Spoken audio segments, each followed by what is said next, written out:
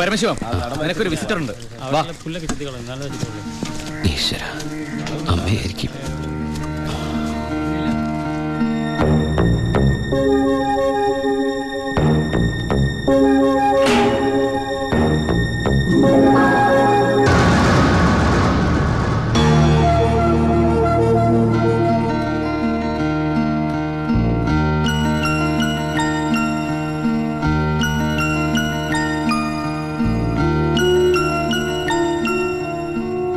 നിങ്ങളുടെ Dubai Poojappura central ജയിലിന്റെ അകത്താണെന്ന് ഇവിടെ വെച്ച് കണ്ടപ്പോഴാണ് മനസ്സിലായത്.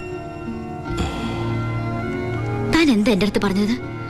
അന്ധയായ പെൺകുട്ടി തനിക്ക് വേണ്ടി കണ്ണിൽ എണ്ണ ഒഴിച്ച് കാത്തിരിക്കുകയാണെന്ന്, അതും ക്രിസ്ത്യാനി ഷേഖിന്റെ വീട്ടില്, അല്ലേ? അച്ഛനും കൊച്ചച്ഛനും അറിയാതെ ഞാനിവിടെ വന്നത് നിങ്ങളെ കണ്ട് രണ്ട് വർത്താനം പറയാനാ. പാവ അമ്മ മൂത്ത മോനെ കുറിച്ച് പറയുമ്പോ 1000 നാവാ. ഒരു കുടുംബം മുഴുവൻ അവിടെ നിങ്ങളെ സ്നേഹിച്ചു കൊല്ലുക. എന്നിട്ട് ഇനി അവരെ ചതിക്കാൻ ഞാൻ സമ്മതിക്കില്ല. എല്ലാവരും അറിയണം. ഞാൻ അറിയിക്കും. അറിയിച്ചോളൂ. കുട്ടി പറഞ്ഞത് ശരിയാ. ഞാൻ എല്ലാവരും പറഞ്ഞു പറ്റിക്കുക, മനഃപൂർവ്വ. പിന്നെ ഞാൻ എന്താ പറയേണ്ടത്? ജയിലിൽ കിടക്കണമെന്നോ?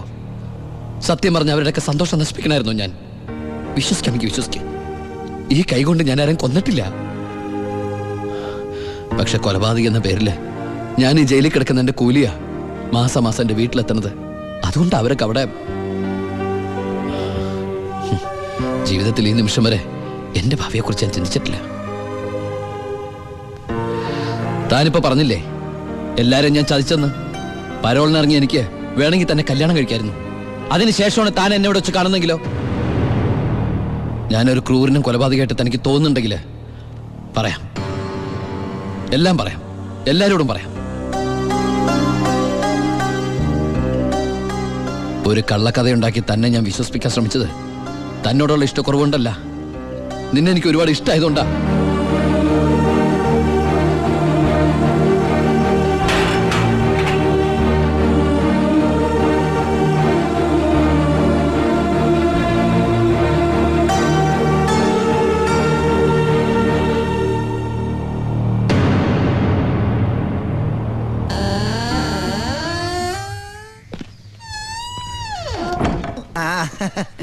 എടാ, എന്നെ നിന്റെ ഒപ്പം ഇറക്കി വിട്ടാ മതി. ഇവിടുത്തെ ഏമാനോട് കാല് പിടിച്ച് ഞാൻ പറഞ്ഞു, കേട്ടില്ല. ദേ ചവിട്ടി പുറത്താക്കി. ആരെ നീ നോക്കണത്? നമ്മുടെ ആൾക്കാരും കണ്ടില്ല. അവർക്കാർക്ക് ഇനി നിന്നെ വേണ്ടായിരിക്കും. നീ വിഷമിക്കണ്ട.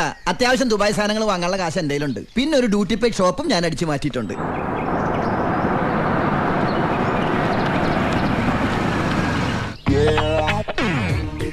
എന്റെ ഈശ്വര, അമ്മയെന്ന് പറഞ്ഞാണല്ലേ.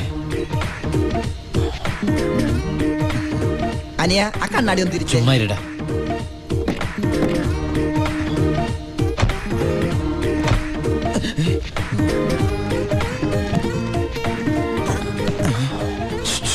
ഷൂവോ? ഷൂ അല്ല, ചെരുപ്പ്. അങ്ങോട്ട് നോക്കിയേ.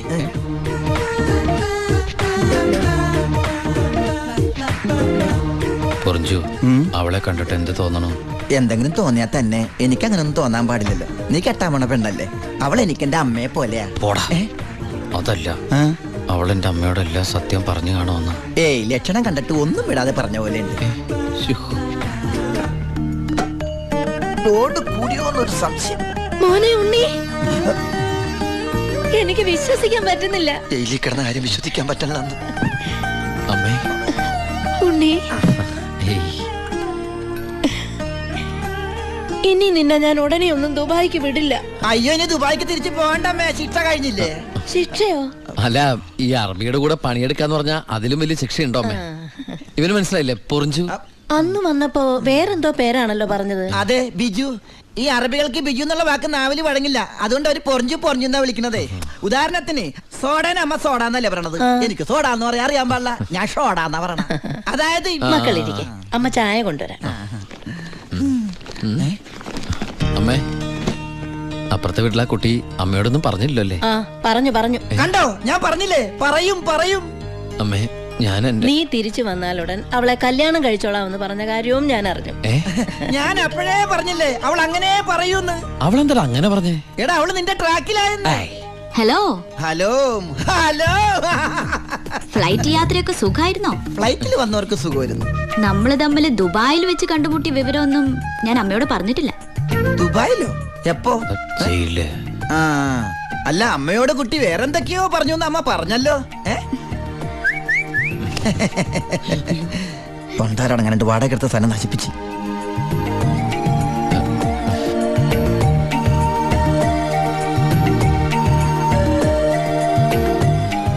അച്ഛനെ കണ്ടില്ലല്ലോ. അതിനിത് പള്ളിയല്ലല്ലോ. കുട്ടിയുടെ അച്ഛൻ. അച്ഛൻ വൈദ്യരെ കാണാൻ പോയിരിക്കാ. ആ കുഴമ്പ് വാങ്ങാൻ പോയതായിരിക്കും. നിന്നെ ജയിലിലിട്ട് ഇടിച്ച ഇടി ഒരു എപ്പിസോഡ് പോലും വിടാതെ കുട്ടി കണ്ടതല്ലേ. ഒരു മിനിറ്റ്, ഒരു മിനിറ്റ്, വരൂ. ഒരൊറ്റ മിനിറ്റ്. എന്താണ് സീക്രട്ട് ആണാ? കണ്ടോ? അതെടുത്തേ. പെൺകുട്ടികളുടെ മുമ്പിൽ ആളാവരുത്.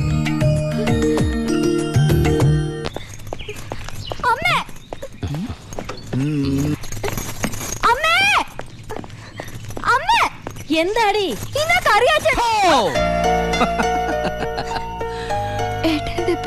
ആ എന്താടി ഏട്ടനെ കണ്ടിട്ട് പഴയ പോലത്തെ ഒരു സന്തോഷമില്ലാത്ത?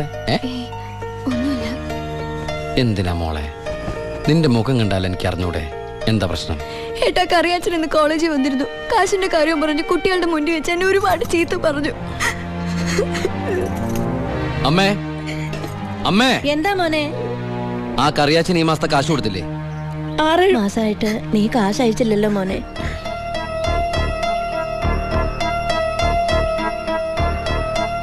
അപ്പൊ നമ്മുടെ കാശ് എവിടെ ബ്ലോക്ക് ആയണ്ടല്ലോടാ. എന്തായാലും കറിയാച്ചൻ എനിക്കൊന്ന് കാണണം.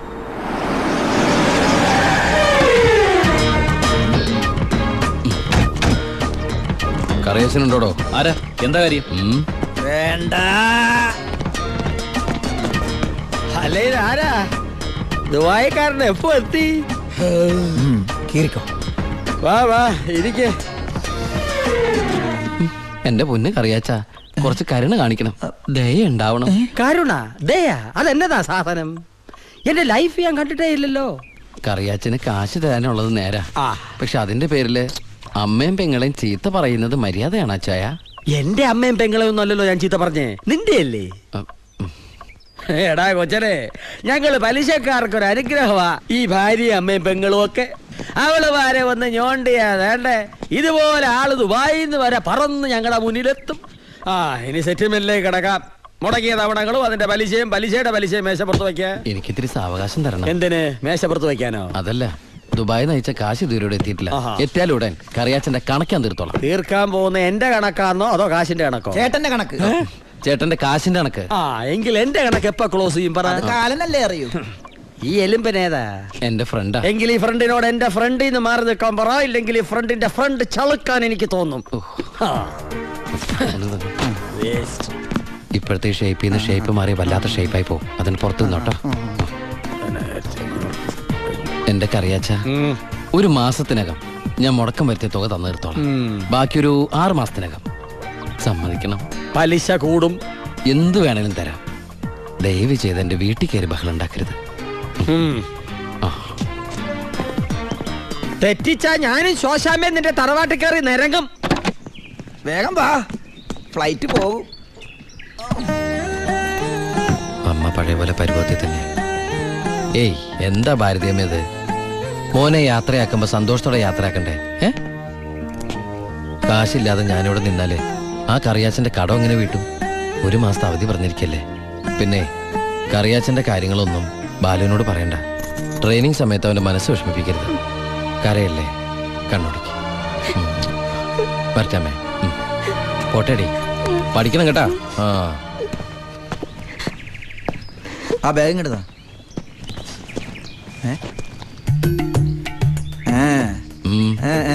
എന്താ കണ്ടില്ല, യാത്ര പറഞ്ഞില്ല അല്ലേ?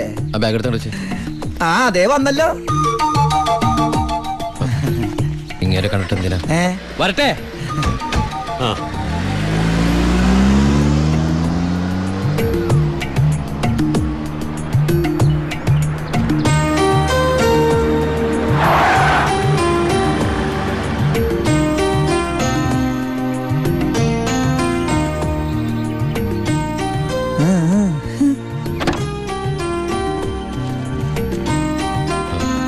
ഞാൻ സത്യമായിട്ടും ദുബായിലേക്ക് തന്നെയാണോ പോണേ? ആ സത്യമായിട്ടും. ശരിക്കുള്ള ദുബായിലേക്ക്? അതെ. താങ്ക്സ്. ആരോടൊന്നും പറയാത്തതിന്.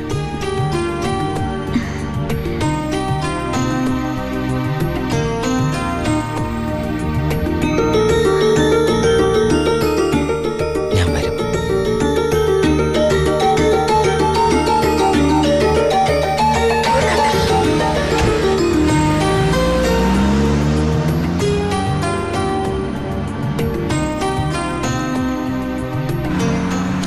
അപ്പൊ എന്റെ റോള് കഴിഞ്ഞല്ലേ? അതെന്താ? നീ ഇപ്പൊ ശരിക്കും ദുബായി പോവില്ലേ? ഞാൻ എയർപോർട്ടിൽ വന്ന് ടാറ്റ പറഞ്ഞ് യാത്ര അയക്കാനല്ലേ കൂടെ വരണത്? നീ വരുന്നുണ്ടോ ദുബായിക്ക്? എനിക്കതിന് പാസ്പോർട്ടും വിസ ഒന്നും ഇല്ലല്ലോ. ഈ ദുബായി പോകാൻ പാസ്പോർട്ടിന് വിസയുടെ ഒന്നും ആവശ്യമില്ല. വെറും ചങ്കൂറ്റം മാത്രം മതി. ചങ്കൂറ്റോ? അതേത് ദുബായി? വാളയാർ.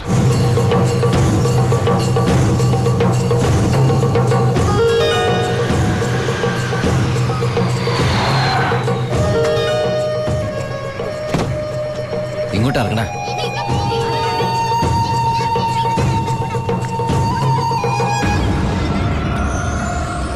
ആ കാണുന്ന വീടാ.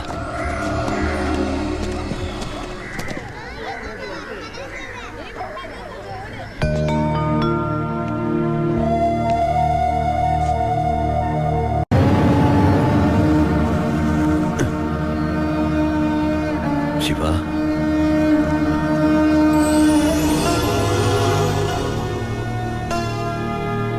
ഒക്കെ പോയടാ. ഇവളുടെ കെട്ടുതാലി വരെ വിറ്റിട്ട അവസാനമായിട്ട് നിന്റെ വീട്ടിലേക്ക് പണം അയച്ചത്. ഇനി വിൽക്കാൻ ഒന്നുമില്ല. നീ പോയ ശേഷം ആകെ ഒരു രാശിക്കുറവാ.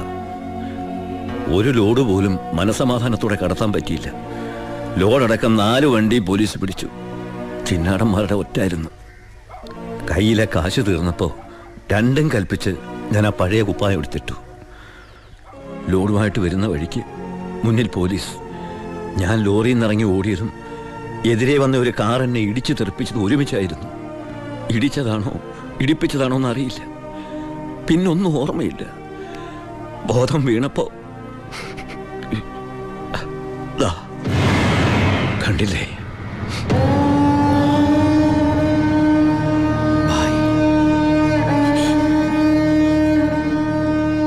ചികിത്സയ്ക്ക് ലക്ഷങ്ങളായി.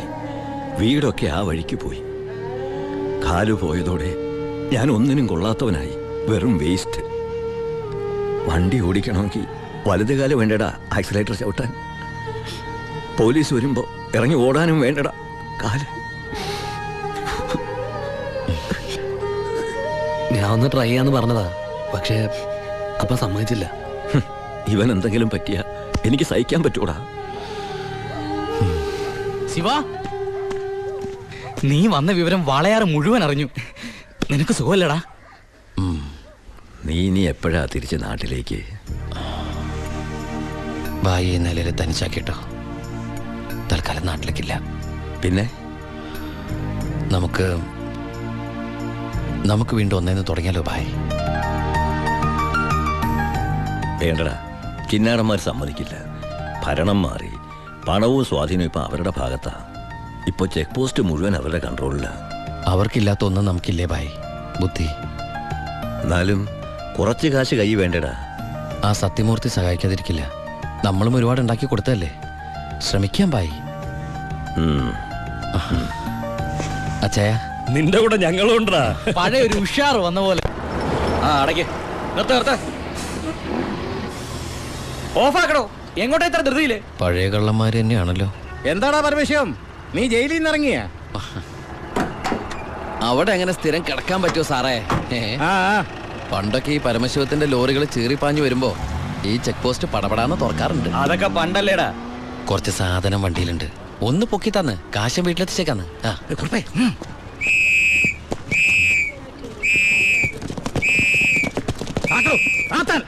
ഞാൻ പറയാതെ ഒറ്റ വണ്ടി കടത്തി വിടരുത്. എന്താ സാർ പ്രശ്നം? എന്താ നിനക്ക് അറിഞ്ഞൂടാ?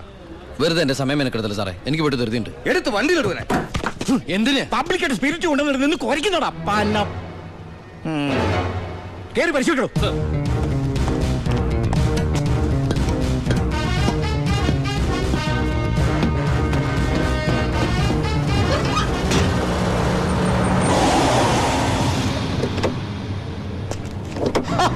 അടി സക്കെ.